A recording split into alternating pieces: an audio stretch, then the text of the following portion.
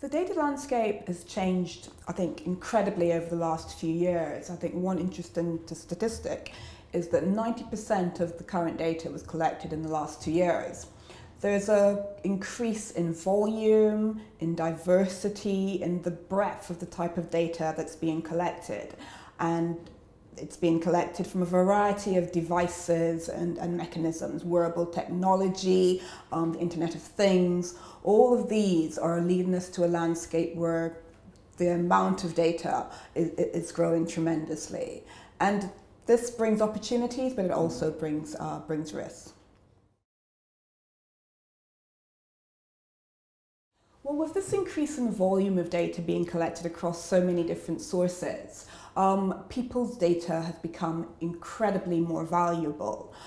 There's a concept known as the quantified self, which seeks to speak to the fact that the volume of data and its attachment to individuals has increased in value. But with that, then there's also the concern by individuals of a need to control their data and fear about how it's being used. So with the exponential growth in data, I think there's also a growth in privacy concerns about what use will be made of an individual's data and what ends it will be put to.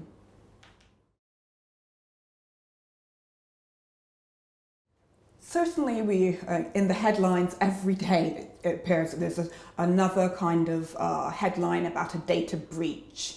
The fact that there is so much data easily available means that there are greater responsibilities placed on those who collect and use this data to keep it safe.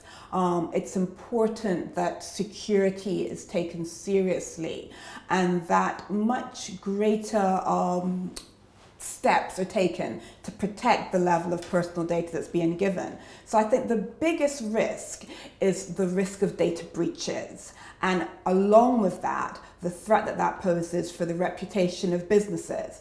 Because clearly, even though data breaches may lead to legal action, I think reputational risk is an even greater threat to the credibility and longevity of a business. So there's a need for us to take the use and the treatment of data more seriously and put steps in place to deal with it.